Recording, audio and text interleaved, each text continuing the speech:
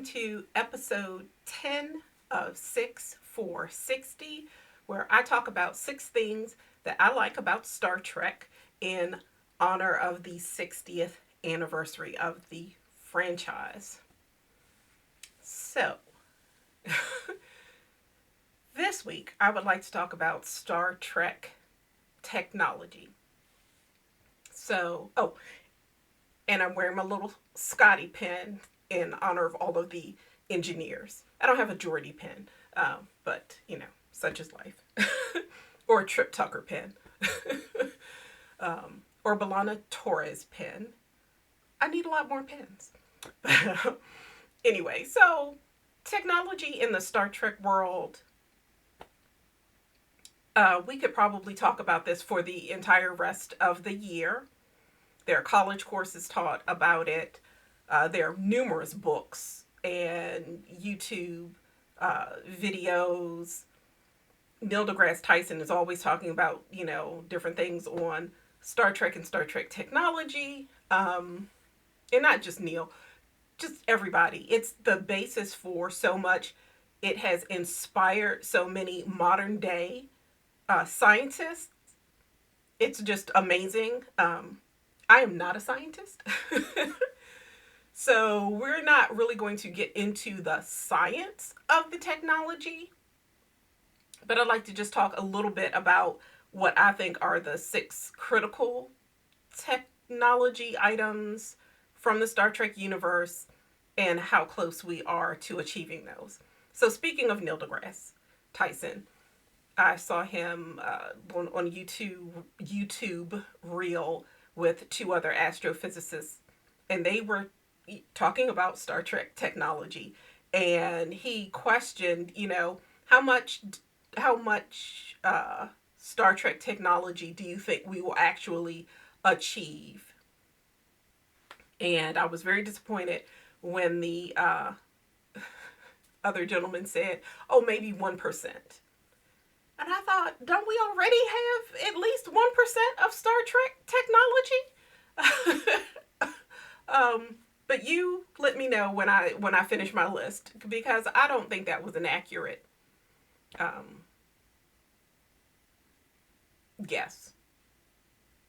I'm probably wrong, but we'll decide that together. So first on my list is communications. So, that's kind of basic. You can't go anywhere or do anything without communication. And we already have a lot of what was foretold in TOS. And even in TNG, really, the communication aspect has not really progressed in the future of Star Trek, other than the distance it can cover. But since we're limited to this planet, we have done all that we can in our limited location right now. So we have that instant communication that TOS showed us. We've got our basic flip phone. And how many other people signed up? I want to show my age. I think it was back in the 80s, maybe early 90s. And one of these phone companies promised us a TOS style cell phone, full flip and everything. And I signed up for it. And I'm sure that hundreds of thousands of other people signed up for it. I don't know why we didn't get it, but I'm still disappointed to this day that we never got the actual TOS communicator flip phone. But there are lots of disappointments in life.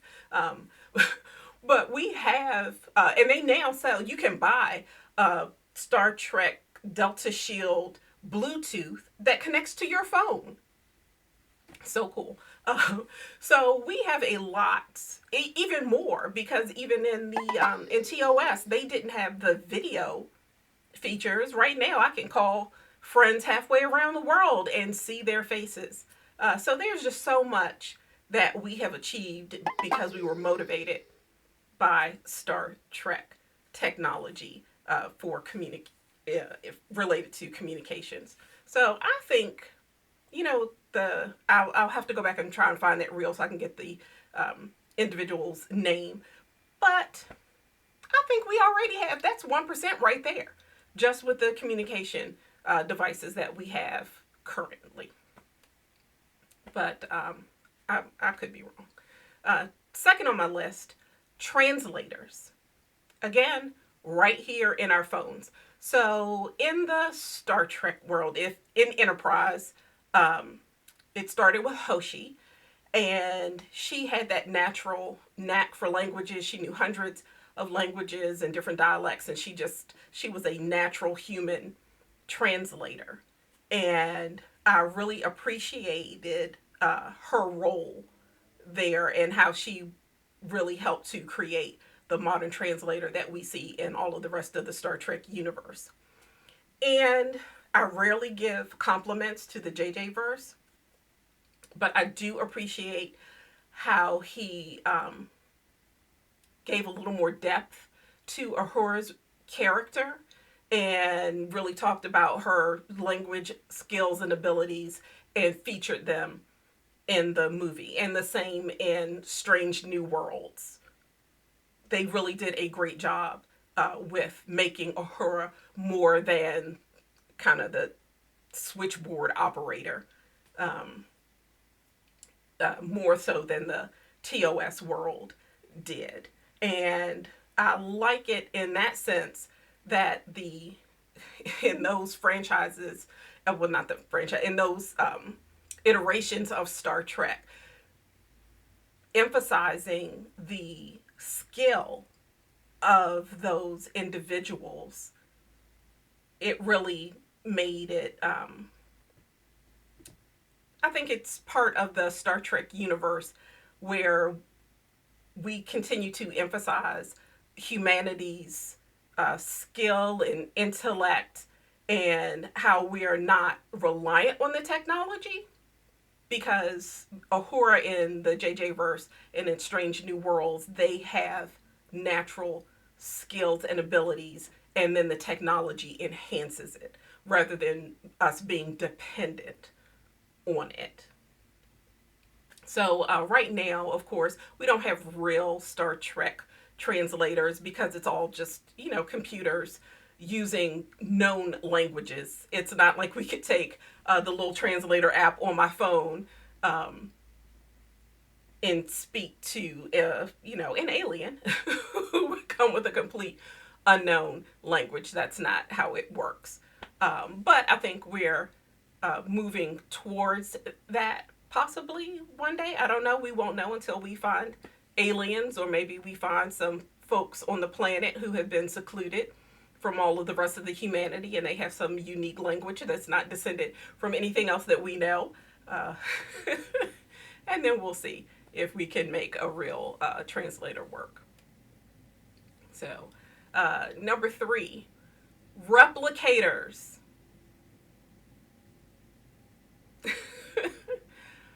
Replicators, this is a really difficult one for me because it's really the basis of the Star Trek universe, where they are able to do all the things they do because we have become a post-scarcity society.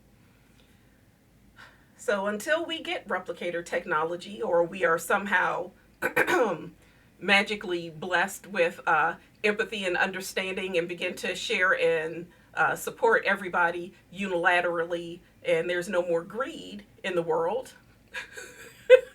I don't see that happening tomorrow or anytime soon.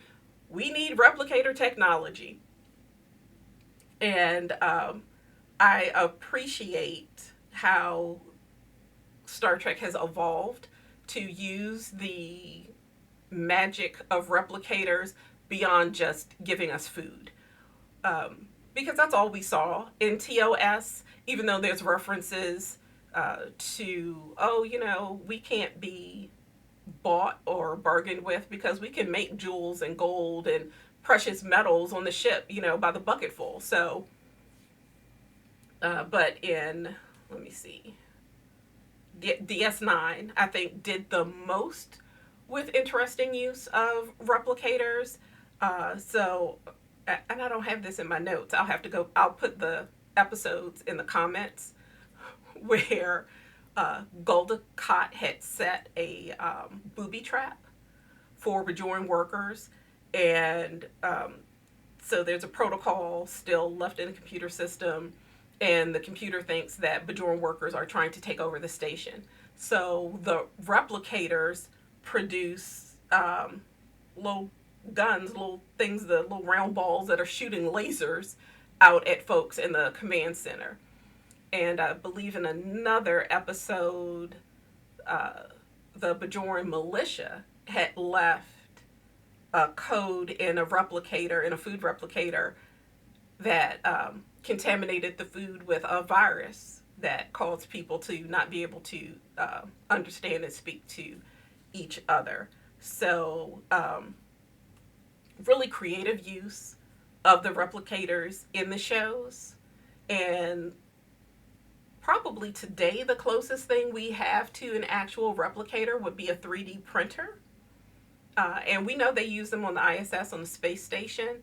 So we're moving there slowly. We're not to the place where we can take waste products and create food and clothing out of thin air. I don't think that'll happen in my lifetime, or not even in my great grandchildren's lifetime. But it's nice to think about. Oh, and if I could find it, I did see a video once where some scientists took just kind of like a loose protein liquid and printed meat. So I'll see if I can find that video, and I'll put it in the comments. I got a lot of stuff to stick in the comments after this episode. But let me know. Oh, and then this is just a funny part on my side. So we know replicators, you can program them, your own recipes and things in. But the running joke on Voyager was Janeway burning meals out of the replicator. Like, come on. That was just kind of silly. I thought, but it's okay.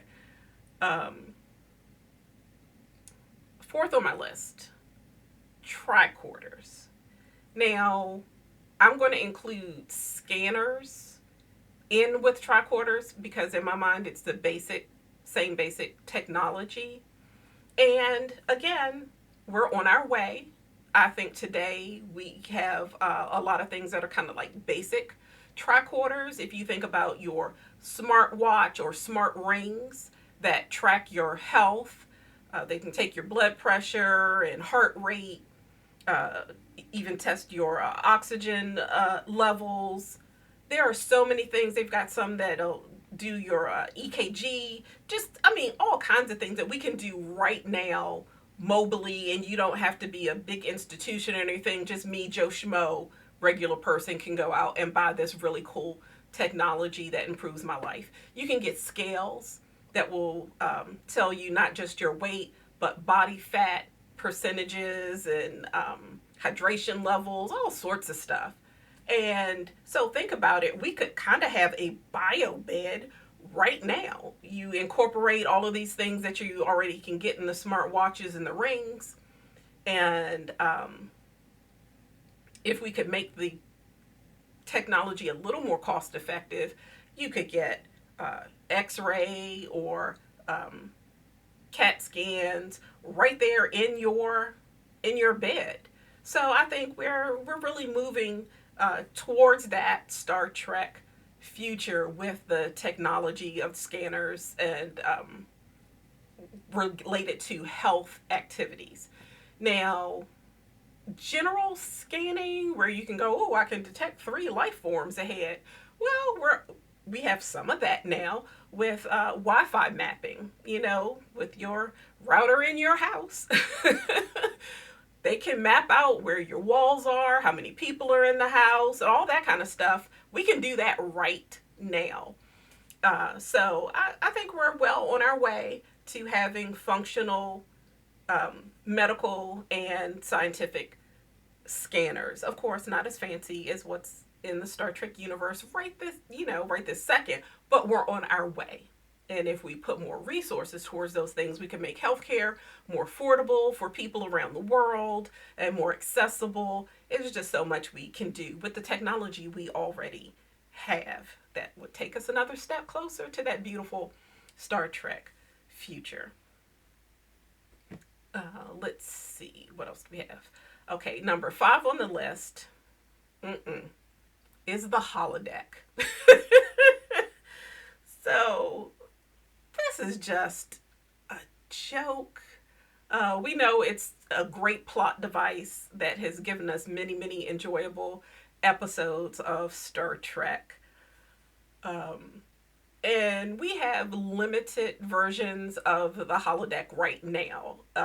If you all are familiar with VR technology, where right now, you have to wear a headset, but you also have gloves, so you don't need physical controllers. They sell haptic vests. Some places, I believe they are actually whole haptic suits so that you can feel things. My husband has a haptic vest, so when he gets shot playing games, he can feel it. So if we, and then what are they called? Omnidirectional treadmills. And so that would give you that sense of infinite space. So if you're not familiar with them, I've included some pictures, but if you're really not familiar with them, I would suggest, just Google. It's amazing. They're working on them in larger scale, but right now it's usually some control method so you don't run off and kill yourself. There's like a harness or a physical ring or some kind of boundary to keep you on the platform, but underneath your feet, you can just move in any direction and just walk all you want to. So to me, that's really close to a holodeck in a sense, because you can just move in any direction you want to, no limitations to the space that you're in. And then the sounds, again, if you haven't done VR, there are like places where you can go and rent them, kind of like a Dave and Buster's type of thing, where you can go and use them. Super fun. But of course, for us to have a real holodeck experience, we would also have to have that replicator technology, because that's how you get to touch and feel and experience and do things in the holodeck. So we're not really close to that, to a real holodeck. And I'm not even sure we want to go there. When you think about the shows and they talk about the enormous amount of power that's required to use the holodeck to create these scenarios within, is that something we really want to put our energy and money and effort into? I mean, I guess if we're a post-scarcity society, then we have all these additional resources to put towards leisure activities. But in the grand scheme of things, I think there's a lot of other stuff we could do with those resources. Not to mention, and I know it's just used as a plot device, the holodeck never works right. I mean, come on. At some point, you think somebody sitting in a meeting would go, maybe we should make it so you can't turn off the safety protocols in the holodeck. Like, can you hardwire that in so folks just can't turn off the safety protocols? We've just absolutely, if we ever develop that technology, I don't know that it would ever be used for good. But, in the Star Trek universe that we're all striving for, we're much more noble. So we would envision that it would be used for something good. Number 6 in my 6 for 60 is the warp drive.